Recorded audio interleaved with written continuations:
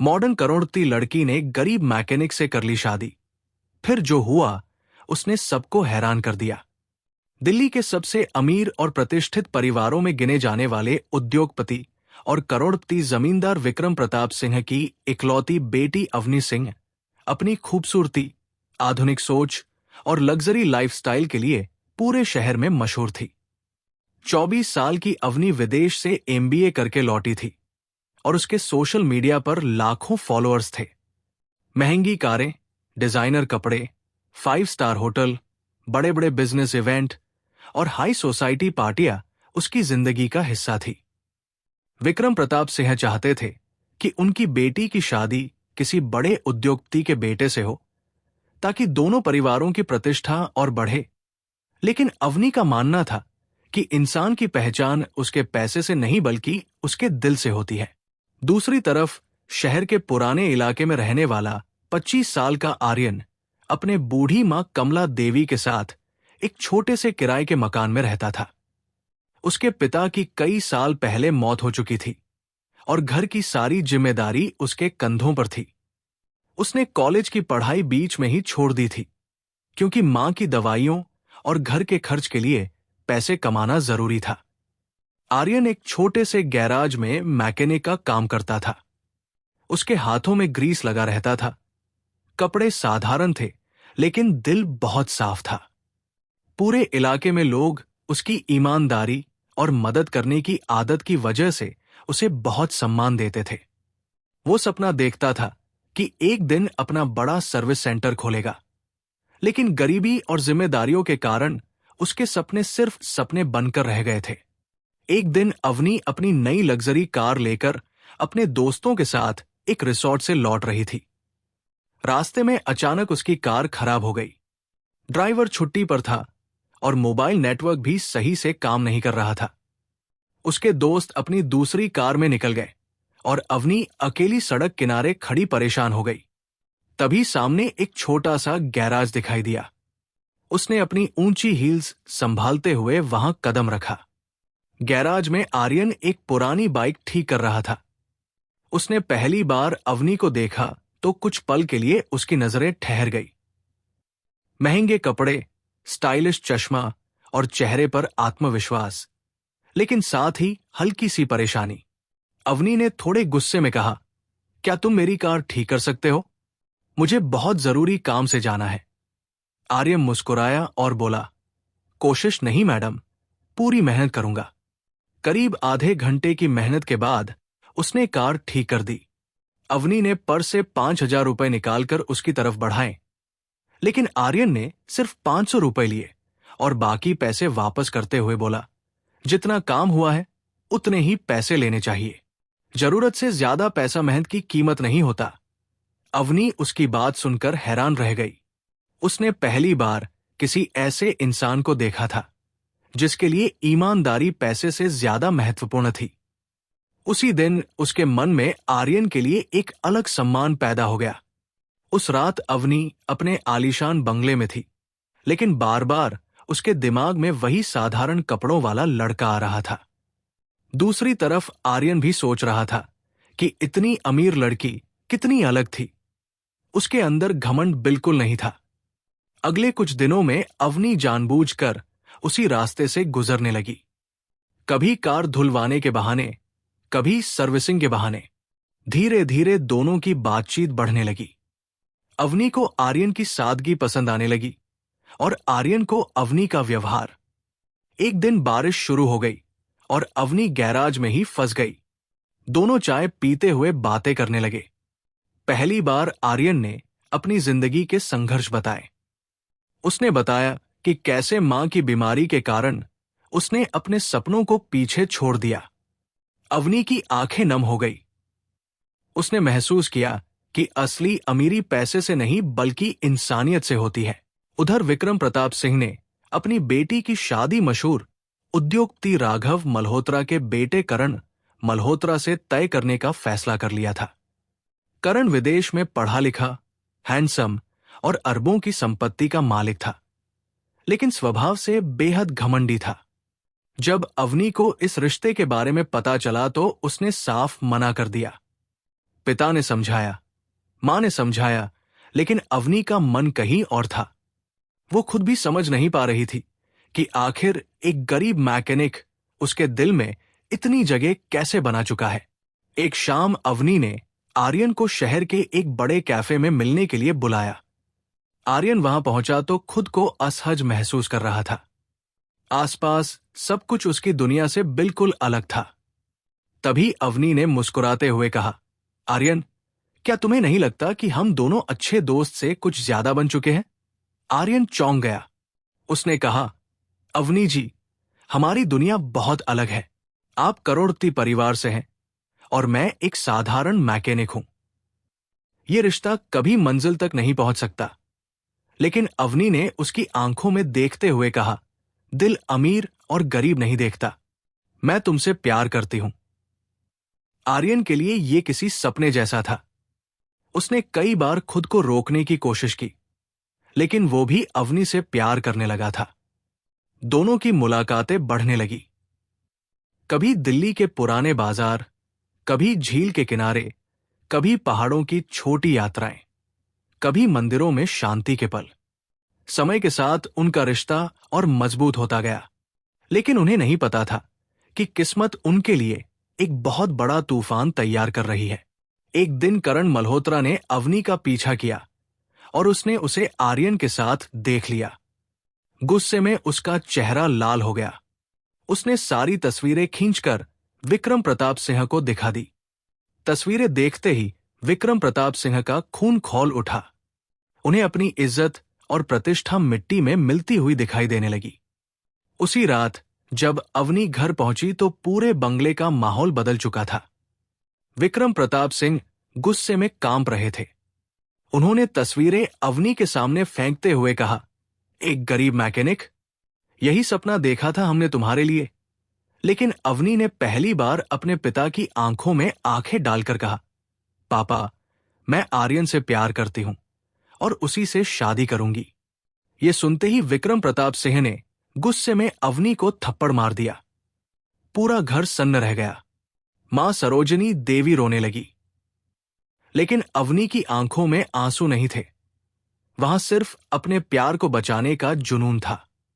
उसी समय विक्रम प्रताप सिंह ने कसम खाई कि वो किसी भी कीमत पर इस रिश्ते को खत्म करके रहेंगे।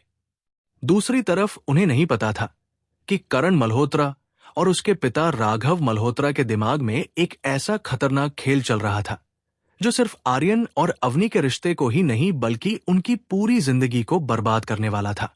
उस रात सिंह हवेली में किसी तूफान से कम माहौल नहीं था।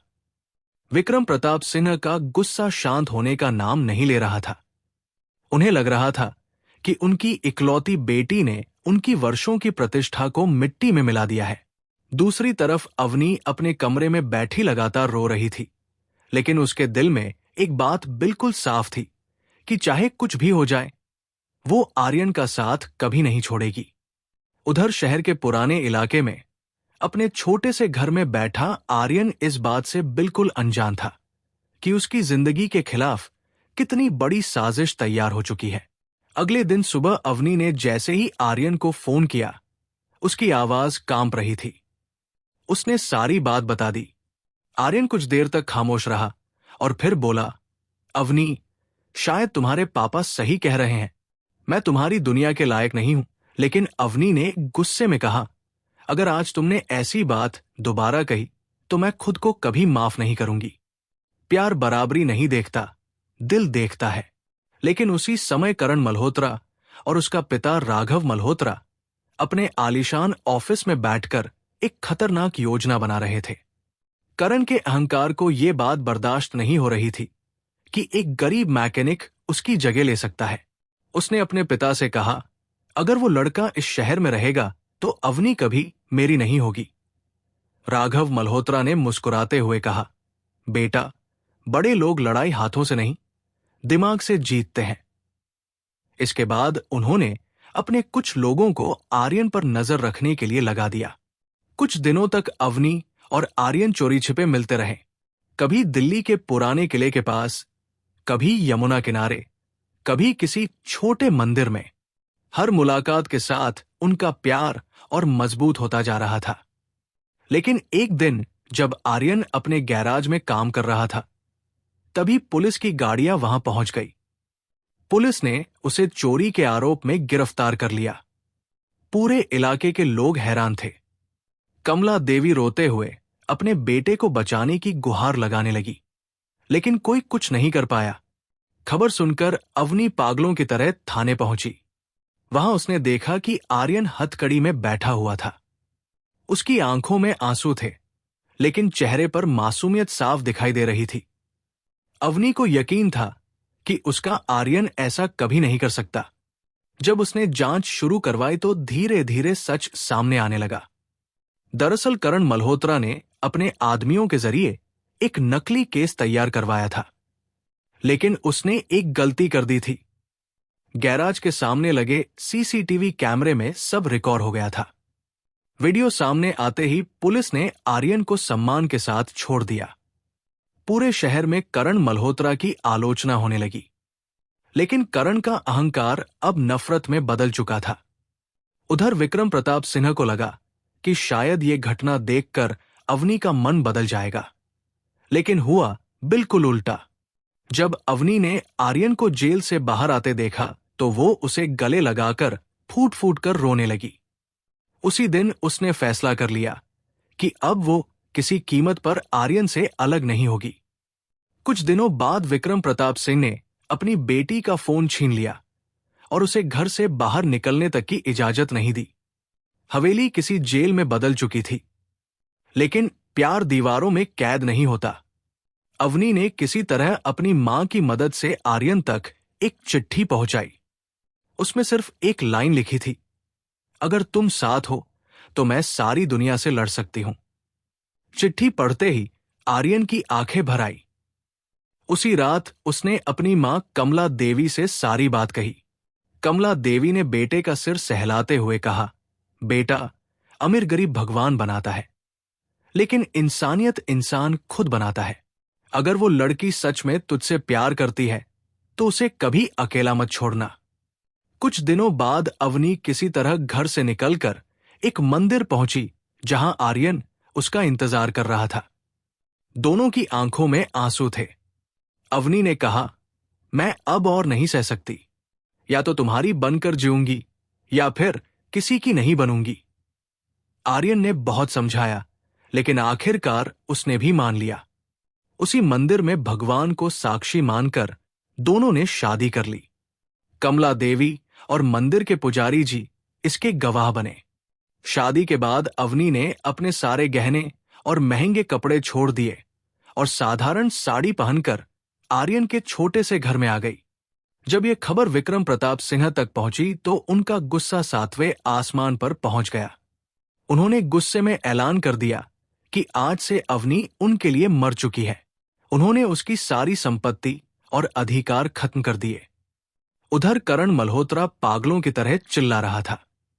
उसे विश्वास ही नहीं हो रहा था कि अवनी ने सच में एक गरीब मैकेनिक से शादी कर ली है। लेकिन असली संघर्ष तो अब शुरू हुआ था। आलीशान बंगले में रहने वाली अवनी अब छोटे से 2 कमरों के घर में थी, जहां न ऐसी था, न नौकर चाकर, न महंगी कारें। शुरुआत में उसे बहुत कठिनाई हुई। वो रसोई का काम ठीक से नहीं जानती थी।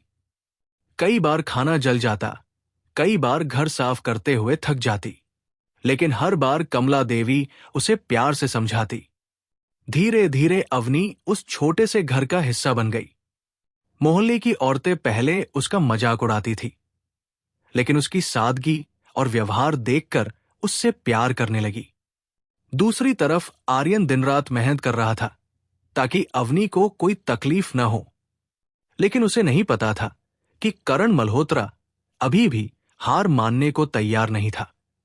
एक रात करण ने अपने गुंडों को आर्यन के गैराज में आग लगाने का आदेश दे दिया। आधी रात को अचानक आग की लपटें उठने लगी। देखते ही देखते आर्यन की वर्षों की मेहनत जलकर राख हो गई।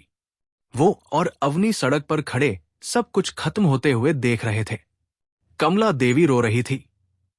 आर्यन के चेहरे पर दर्द साफ दिखाई दे रहा था। लेकिन सबसे ज्यादा हैरान करने वाली बात यह थी कि आग बुझने के बाद मलबे के बीच पुलिस को एक अधजला बैग मिला, जिसमें कुछ ऐसे दस्तावेज थे जिन पर एक बड़े बिजनेस ग्रुप का नाम लिखा था। जब आर्यन ने वो नाम देखा तो उसके पैरों तले जमीन खिसक गई, क्योंकि वो नाम किसी और का नहीं बल्कि राघव मल्होत्रा की कंपनी का था। लेकिन इससे भी ज्यादा चौंकाने वाली बात तब हुई जब उसी बैग में एक पुरानी तस्वीर मिली, जिसमें एक छोटा बच्चा अपनी मां के साथ खड़ा था। और पीछे खड़े व्यक्ति का चेहरा देखकर आर्यन की सांसें रुक गई, क्योंकि तस्वीर में जो आदमी दिखाई दे रहा था वो कोई और नहीं बल्कि विक्रम प्रताप सिंह थे। आर्यन को समझ नहीं आ रहा था कि आखिर ये तस्वीर उसके जले हुए गैराज में कैसे पहुंची और विक्रम प्रताप सिंह का उस तस्वीर से क्या संबंध था। दूसरी तरफ अवनी भी तस्वीर देखकर हैरान थी। उसने कभी अपने पिता को इस महिला के साथ नहीं देखा था। कमला देवी भी तस्वीर देखते ही कुछ पल के लिए सन्न रह गई। उनके चेहरे का रंग बदल गया। आर्यन ने तुरंत पूछा, मां, आप इस औरत को जानती हैं? लेकिन कमला देवी ने नजरें झुका ली और कहा, बेटा, कुछ बातें वक्त आने पर ही सामने आती हैं। यह सुनकर आर्यन और ज्यादा बेचैन हो गया। उधर करण मल्होत्रा को लग रहा था कि गैराज जलने के बाद आर्यन पूरी तरह टूट जाएगा और अवनी खुद उससे दूर हो जाएगी। लेकिन ऐसा नहीं हुआ। उल्टा अवनी पहले से ज्यादा मजबूती से अपने पति के साथ खड़ी हो गई। उसने अपने सारे गहने बेच दिए और जो पैसे मिले उनसे आर्यन के लिए नया काम शुरू करने की बात कही। लेकिन आर्यन ने साफ मना कर दिया। वो अपनी पत्नी की आखिरी निशानी तक बेचकर जीना नहीं चाहता था। तभी कमला देवी ने अपने पुराने संदूक से कुछ कागज निकाले और उन्हें आर्यन के हाथ में देते हुए बोली, बेटा, अब समय आ गया है कि तुझे सच पता चल जाए। आर्यन ने जैसे ही कागज खोले उसकी आंखें फैल गई। उन कागजों में एक पुराने अस्पताल का रिकॉर्ड था, कुछ जमीन के दस्तावेज थे और एक चिट्ठी थी जो करीब 25 साल पुरानी थी। कमला देवी की आंखों से आंसू बहने लगे। उन्होंने कांपती आवाज में कहा, मैं तेरी असली मां नहीं हूं बेटा। ये सुनते ही आर्यन के पैरों तले जमीन खिसक गई। अवनी भी स्तब्ध रह गई। कमला देवी ने बताया कि 25 साल पहले एक सड़क दुर्घटना में एक महिला गंभीर रूप से घायल हो गई थी। मरने से पहले उसने अपने छोटे से बेटे को कमला देवी की गोद में सौंप दिया था। उस महिला का नाम मीरा था और वो विक्रम प्रताप सिंह के फार्म हाउस में काम करती थी। मरते समय उसने सिर्फ इतना कहा था कि उसके बेटे की जान को खतरा है और उसे अपने बेटे की तरह पालना। आर्यन की आंखों से लगातार आंसू बह रहे थे। वो कमला देवी के पैरों में बैठ गया और बोला, आप ही मेरी मां है। जिसने जन्म दिया उससे ज्यादा महत्व उसका होता है जिसने पाल पोस कर बड़ा किया। कमला देवी ने उसे सीने से लगा लिया। लेकिन अब सवाल यह था कि उस तस्वीर में विक्रम प्रताप सिंह क्यों थे? आखिर उनका मीरा से क्या संबंध था? इसी बीच अवनी ने फैसला किया कि सच सामने लाना जरूरी है। दोनों दिल्ली छोड़कर उत्तराखंड के उस छोटे पहाड़ी गांव पहुंचे जहां मीरा का जन्म हुआ था। वहां का शांत वातावरण, पहाड़ों की खूबसूरती और पुराने लोग इस रहस्य की चाबी बन सकते थे। कई दिनों तक खोजबीन के बाद उन्हें गांव के सबसे बुजुर्ग व्यक्ति हरिदास बाबा मिले। जब उन्होंने मीरा की तस्वीर देखी तो उनकी आंखें भर आई। उन्होंने बताया कि मीरा बेहद ईमानदार लड़की थी और सालों पहले विक्रम प्रताप सिंह के परिवार में काम करने दिल्ली चली गई थी।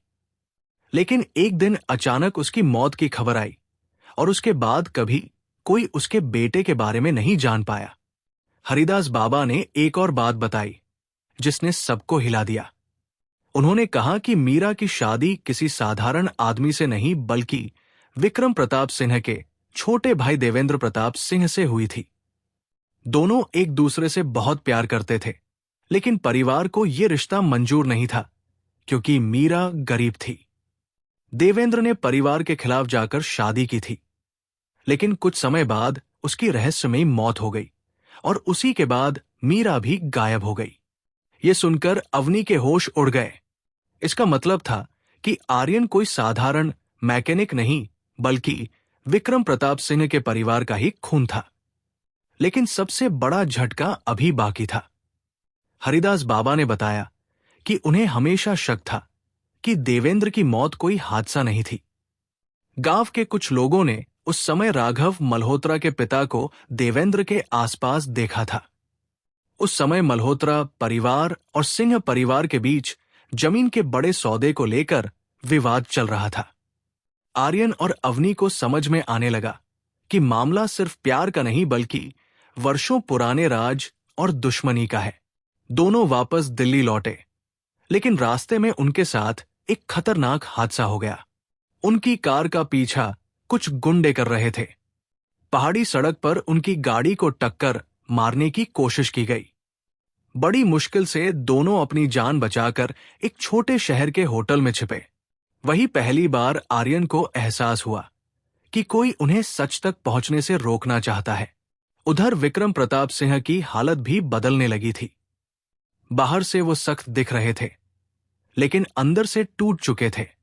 सरोजनी देवी ने उनसे कहा, जिस बेटी को तुमने ठुकरा दिया वही आज अपने पति के साथ हर मुश्किल में खड़ी है। कभी ये जानने की कोशिश की कि वो लड़का सच में कौन है? लेकिन विक्रम प्रताप सिंह का अहंकार उन्हें सच स्वीकार करने से रोक रहा था। इसी बीच करण मल्होत्रा को पता चल गया कि आर्यन और अवनी किसी पुराने राज तक पहुंच चुके हैं। उसने गुस्से में अपने पिता से कहा, अगर ये सच सामने आ गया तो सब खत्म हो जाएगा। पहली बार राघव मल्होत्रा के चेहरे पर डर दिखाई दिया। उसने तुरंत अपने पुराने वफादार आदमी शंकर को बुलाया और कहा, जो काम 25 साल पहले अधूरा रह गया था, अब उसे हमेशा के लिए खत्म कर दो। कुछ दिनों बाद जब आर्यन और अवनी दिल्ली पहुंचे तो उन्होंने देखा कि उनका घर बिखरा पड़ा था और कमला देवी कहीं नहीं थी। पूरे घर में सामान फैला हुआ था और एक मेज पर सिर्फ एक खत रखा था। कांपते हाथों से आर्यन ने खत खोला। उसमें लिखा था, अगर अपनी मां को जिंदा देखना चाहते हो तो कल रात 12 बजे राजस्थान के पुराने वीरान हवेली वाले इलाके में अकेले आना। अगर पुलिस को खबर दी तो अपनी मां की लाश मिलेगी। ये पढ़ते ही अवनी की आंखों में डर उतर आया, लेकिन आर्यन के चेहरे पर पहली बार गुस्से की ऐसी आग दिखाई दी जो पहले कभी किसी ने नहीं देखी थी। उसने खत को मुट्ठी में भींचते हुए कहा, अब बहुत हो गया। जिसने भी मेरी मां को हाथ लगाया है मैं उसे छोड़ूंगा नहीं। लेकिन उन्हें नहीं पता था कि राजस्थान की उस वीरान हवेली में सिर्फ कमला देवी ही नहीं बल्कि 25 साल पुराना ऐसा सच उनका इंतजार कर रहा था, जो विक्रम प्रताप सिंह, राघव मल्होत्रा और पूरे शहर की नींव हिलाने वाला था। राजस्थान की उस वीरान हवेली के बाहर आधी रात का सन्नाटा पसरा हुआ था। चारों तरफ अंधेरा था और तेज हवाएं पुराने दरवाजों को हिला रही थी। आर्यन और अवनी वहां पहुंच चुके थे। हालांकि खत में अकेले आने की बात लिखी थी, लेकिन अवनी ने साफ कह दिया था कि चाहे कुछ भी हो जाए वो अपने पति का साथ नहीं छोड़ेगी।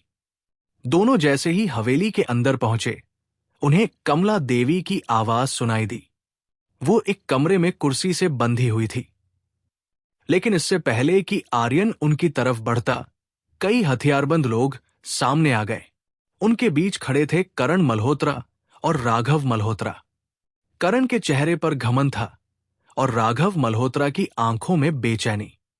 उसने कहा, अगर तुम सच की तलाश में निकलते तो आज ये दिन नहीं देखना पड़ता।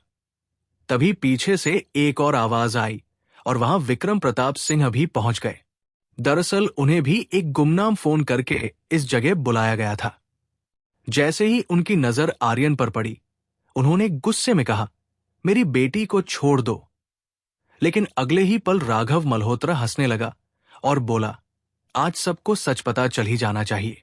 उसने बताया कि 25 साल पहले सिंह परिवार की कई सौ करोड़ की जमीन पर उसकी नजर थी, लेकिन विक्रम प्रताप सिंह के छोटे भाई देवेंद्र प्रताप सिंह ईमानदार थे और उस सौदे के खिलाफ थे। जब उन्हें पता चला कि देवेंद्र ने मीरा से शादी कर ली है और उनका एक बेटा भी है, तो राघव मल्होत्रा के पिता को डर था कि भविष्य में सिंह परिवार और मजबूत हो जाएगा। इसी लालच में उन्होंने देवेंद्र की हत्या करवा दी थी। और बाद में मीरा को भी रास्ते से हटाने की कोशिश की गई, लेकिन मरने से पहले मीरा अपने बेटे को बचाने में सफल हो गई। ये सुनकर विक्रम प्रताप सिंह के पैरों तले जमीन खिसक गई। उनकी आंखों से आंसू बहने लगे। उन्हें पहली बार एहसास हुआ कि जिस लड़के को उन्होंने गरीब मैकेनिक समझकर ठुकराया, वो उनका अपना भतीजा था। आर्यन भी स्तब्ध खड़ा था। तभी करण गुस्से में चिल्लाया, मुझे किसी रिश्ते से मतलब नहीं। अगर अवनी मेरी नहीं हुई तो किसी की नहीं होगी। उसने बंदूक निकाल ली, लेकिन उसी समय कमला देवी ने अपने बंधन तोड़ते हुए करण को धक्का दे दिया। गोली चल गई और राघव मल्होत्रा के कंधे में लग गई। अचानक वहां अफरातफरी मच गई। पुलिस की गाड़ियां हवेली के बाहर पहुंच गई। दरअसल सरोजनी देवी को शक हो गया था और उन्होंने पुलिस को सूचना दे दी थी। पुलिस ने करण और उसके गुंडों को गिरफ्तार कर लिया। राघव मल्होत्रा भी अपने गुनाह कबूल करने के बाद गिरफ्तार हो गया। कई साल पुरानी फाइलें दोबारा खुली और अदालत ने उन्हें कठोर सजा सुनाई। लेकिन सबसे भावुक पल तब आया जब विक्रम प्रताप सिंह रोते हुए आर्यन के सामने आए। उन्होंने कांपते हाथों से उसे गले लगा लिया और कहा, बेटा, मुझे माफ कर दो। मैंने तुम्हें पहचानने में बहुत बड़ी गलती कर दी। आर्यन की आंखें भी भर आई। उसने कहा, बड़े पापा, रिश्ते खून से नहीं, दिल से बनते हैं। ये सुनकर विक्रम प्रताप सिंह फूट फूट कर रो पड़े। अवनी की आंखों से भी खुशी के आंसू बह रहे थे। इसके बाद धीरे धीरे सब कुछ बदलने लगा। विक्रम प्रताप सिंह ने अपनी बेटी और दामाद को सम्मान के साथ वापस घर आने के लिए कहा, लेकिन आर्यन ने मुस्कुराते हुए कहा, मैं आपकी इज्जत करता हूं, लेकिन मैं अपनी पहचान अपनी मेहनत से बनाना चाहता हूं। यह सुनकर विक्रम प्रताप सिंह के दिल में अपने भतीजे के लिए सम्मान और बढ़ गया। कुछ महीनों बाद दिल्ली में आर्यन का नया और आधुनिक ऑटोमोबाइल सर्विस सेंटर खुला, लेकिन इस बार वो अकेला नहीं था। अवनी हर कदम पर उसके साथ थी। उसने अपने बिजनेस ज्ञान से आर्यन की मदद की और देखते ही देखते उनका छोटा काम एक बड़ी कंपनी में बदलने लगा। कमला देवी को अब किसी चीज की चिंता नहीं थी। उनका बेटा और बहू दोनों खुश थे।